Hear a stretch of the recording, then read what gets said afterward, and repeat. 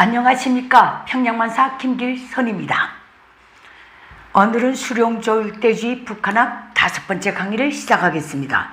이번 시간에는 북한 노동당에 대해 알려드리려고 합니다.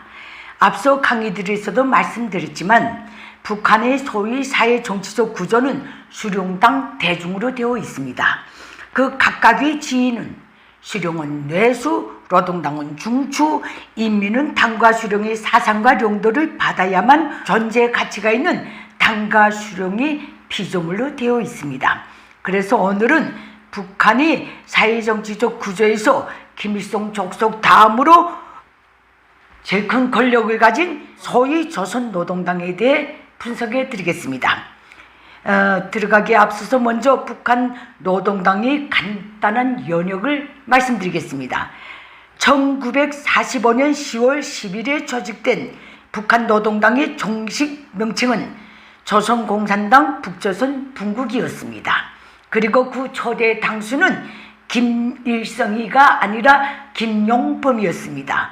이런 사실은 그 당시 구소련 스탈린이 임명한 북한 공산계례 집단의 수장으로서 초기 구소련 점령군으로부터 북한 신생기득권의 우유 배달권을 부여받았던 김일성이 자필로 작성한 우유 배달표입니다.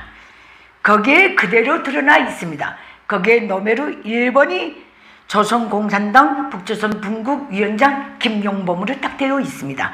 이것은 지금도 노동당 역사연구소에 그대로 보관되어 있습니다. 하지만 그 당시 북한 주민 사회에서의 공산당에 대한 인식이 너무 좋지 않았기 때문에 조선공산당 북조선 분국의 확장성은 1945년 11월에 고당 조만식 선생님을 필두로 창당된 민주당과 1946년 2월에 중국 연안에서 활동했던 김두봉을 필두로 소시민과 농민의 이익 대변을 명분으로 창당된 신민당에도 크게 밀렸었습니다. 이 때문에 당시 북한에 진주했던 구소련 군종의 정치부는 민주당은 와해시키고 신민당은 흡수하는 책략을 세웠었습니다. 그래서 민주당에는 고당 조만식 선생과 종주 오산중학교에서 인연을 맺었던 최영곤을 소위 민주당을 도와준다라는 명분으로 조만식 선생한테 보내가지고 민주당 부위원장으로 만들어서 민주당은 그 이후 공산당의 위성정당으로 완전히 와해됐습니다. 그리고 신민당은 당시 구소련 군정이 공산당 신민당 합당 압력을 가해서 1946년 8월에 조선공산당 북조선 분국과 신민당의 합당 방식으로 조선노동당이 생겨났고 그때부터 구소련 군종을 등에 업은 김일성이 소위 조선노동당의 실권을 장악하게 되었습니다. 이렇게 창당된 북한 노동당이 오늘날까지 유지되어 오고 있는데 북한 노동당의 지위에 대해서 말씀드리겠습니다. 북한 노동당의 지위는 1970년대 초까지만 해도 막스 레닌주의를 지도사상으로 하고 노동계급의 핵심 분자들로 조직된 노동계급의 혁명적이고 전투적인 당이다. 딱 이렇게 되어 있었습니다. 그래서 그 당시 북한 주민을 향한 노동당의 슬로건은 온 사회를 노동계급화하자 이것이었고 김일성이 제창하고 노동당이 선전한 소위 공산주의 사회에 대한 기준도 노동계급만이 존재하는 단일 계급 사회 실현이라고 딱 되어 있었습니다.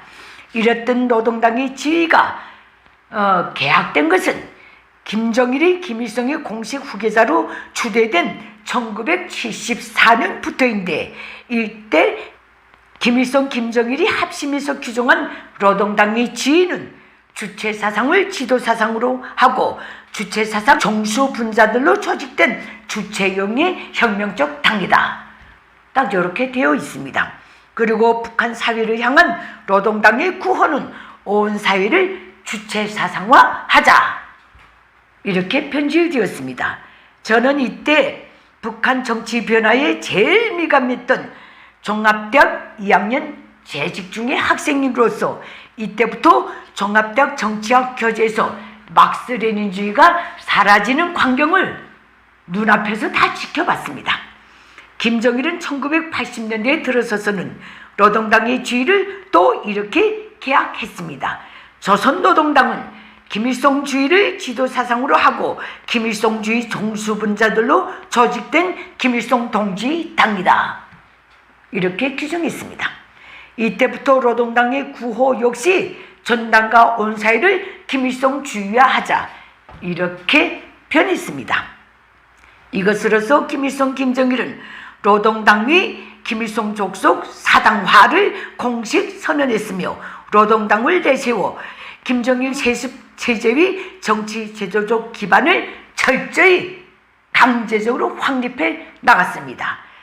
김정은 시대에 들어와서 노동당의 지위는 또 이렇게 개혁되었습니다. 2021년 6월 1일에 개정된 노동당 규약은 이렇게 규제하고 있습니다. 조선노동당은 김일성, 김정일 주의를 유일한 지도사상으로 하는 주체형의 혁명적 당이고 선대 수령들을 높이 모시고 김정은을 중심으로 공고하게 결합된 노동계급 및 근로인민의 핵심 부대 존위 부대다. 그리고 노동당의 구호 역시 위대한 김일성, 김정일주의 기치 높이 주체혁명협을 끝까지 완성하자라고 표현했습니다. 여기서 노동당의 인력 구성을 선대 수령들을 높이 모시고 김정은을 중심으로 결합된 노동계급 및 근로인민의 핵심 부대, 전위부대라고 규정한 이상 이것은 업체나 재치나 선대 독재자들이 규정한 김일성 족속 중견 그 이상도 이하도 아닙니다. 김정은은 퇴진 김일성 옆에 퇴진 김정일을 끼워 넣어서 김일성, 김정일, 김정은을 동급에 올려놓고 3대 세습체제 정착을 위해 지금 필사적으로 발악하고 있습니다. 결론적으로 북한 노동당은 김일성 족속의 사당으로서 김일성 족속의 범죄 야망 실현을 위한 1인 지상 만인 지하의 사입이 정치적 독재 기구입니다. 예. 그러면 북한 노동당이 기본 임무에 대해서 알려드리겠습니다. 김일성 족속이 3대를 내려오면서 규정한 법화한 북한 노동당의 기본 임무는 이렇습니다. 첫째, 김일성 족속의 야망을 받들어서 전당과 온 사회에 대한 수령사상 일색화를 실현한다. 이에 대해 이미 퇴진 김정일은 노동당의 기본 임무를 이렇게 공포했습니다. 전당과 온 사회에 대한 사상의 일색화를 실현하는 것이 우리 당의 기본 임무다. 이와 관련해서 김정은은 지금 김일성이 우리 민족 제일주의, 김정일이 우리 국가 제일주의로 전체 임무를 철저히 무장시키는 것이 당 사상 사업에서 나서고 있는 가장 중요한 기본 임무다. 이렇게 규정했습니다. 그러면 김일성 족속이 규정한 노동당의 기본 임무 두 번째입니다. 김일성 족속의 야망대로 전당과 온 사회에 대한 수령의 유일 관리제를 실현하는 것이다. 유일 관리제라는 것은 다른 뜻으로 해석하면 유일적 용도 체계를 의미합니다. 김정일은 이에 대해서 혁명과 건설에서 제기되는 모든 문제를 당 중앙에 보고하고 그때는 김정일이가 당 중앙이었습니다. 당 중앙의 결론에 따라 처리하는 강한 혁명적 균열을 철저히 세워야 한다. 이렇게 주문했습니다. 오늘날 김정은은 당정책 관철에서 제기되는 모든 문제를 당 중앙, 즉 오늘날의 김정은입니다.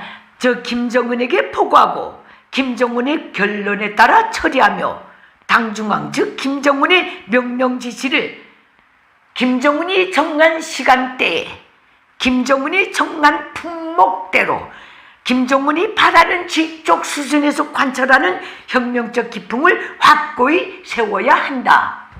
이게 나랍니까? 창조성과 경쟁력을 원천적으로 김일성 족속에게 포커스를 맞추고 싹쓸이 질이 멸렬시켜버린 게 북한 노동당이 작되고 실태입니다.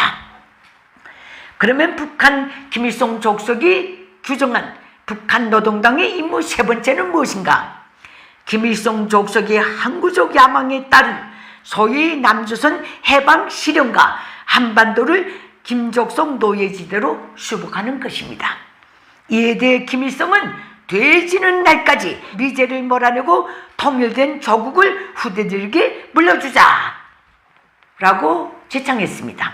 또 김정일은 김일성이 살아있을 때는 김일성대의 조국 통일을 실현해서 김일성의 평생의 염원을 풀어드리자 이런 슬로건을 제시했고, 김일성이 되진 다음에는 김일성의 유언을 받들어 남조선을 해방하고 조국을 통일하자라는 슬로건을 되지는 날까지 제창했습니다. 어느 날 김정은은 2021년 6월에 개정된 소위 노동당 규약에서 이렇게 규정하고 있습니다. 조선노동당은 남조선에서 미제의 침략 무력을 철거하고 등등등, 남조선에 대한 미국의 정치 군사적 지배를 전국적으로 청산하고 등등등, 그 위에 조국 통일을 실현한다. 딱 이렇게 공포했습니다. 요약본입니다.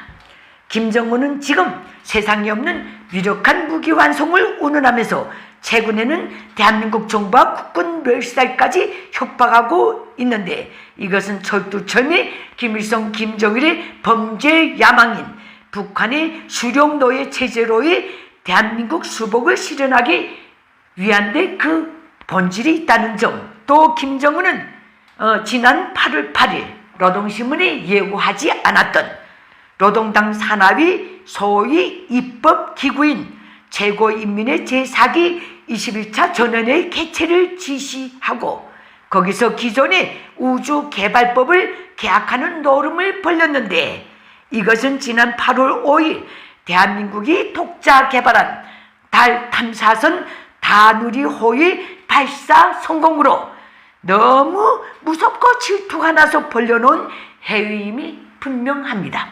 그러나 여기서 본질은 김일성이나 김정일, 소위 위성 개발은 철저히 장거리 미사일을 은닉하기 위한 그 위장술에 불과하다는 점을 말씀드립니다. 김일성 족속이 기정한 북한 노동당의 네 번째 기본 임무입니다. 이것은 김일성 족속이 항구적 야망에 따른 소위 온 세상 주체 사상화 실현과 김일성 족속이 세계 공산운동의 지도자가 돼서 김일성 공산 세습 독재 체제를 국제적으로 인정받는 것, 이것입니다. 1990년대 중반부터 김일성 족속이 국제적 프로젝트로 내걸었던 주체 사상이 전 세계 전파도 돈이 없어서 김정일이 당 중앙위원회 관련 부서에 이렇게 지시한 문건이 있습니다. 그 좋은 주체 사상을 가지고 돈 벌 생각이나 하라우, 이렇게 지시했습니다. 결국 북한 노동당의 기본 임무는 한마디로 북한 지대에서의 정치, 경제, 문화에 대한 김일성 족속의 사유화 및 절대적 지배권 확립, 영토도 들어갑니다. 전체 북한 주민이 김일성 족속 노예화입니다. 그리고 한반도 범위에서의 북한 현대판 노예 체제로의 대한민국 귀속이 두 번째입니다. 세 번째로는 세계 무대에서의 김일성 족속 체제 동조자 지지자를 확보하는 것이다. 이게 노동당의 기본이고 절대적이고 가장 중요하고 누구도 편복할 수 없는 기본 임무로 되어 있습니다. 정치 망명자이신 김덕홍 선생님은 북한 노동당에 대해 이렇게 정립하셨습니다. 김일성 족속은 북한의 유일무이한 대지주이고 대노예주나 같습니다. 북한 노동당은 김일성 족속의 마름 집단이다. 마름이란 지주를 대신해서 소작권을 관리하는 사람이랍니다. 네이버에서 찾아봤습니다. 김일성 족속은 70여 년간 저들의 범죄 야망을 인민의 이름으로 인민을 세뇌하고 기만해서 강행해 왔습니다. 김일성은 인민의 요구에 따라 인민행 열차를 타고 간다는 감언리설을 입에 달고 살면서 돼지는 날까지 인민을 기만 세뇌했습니다.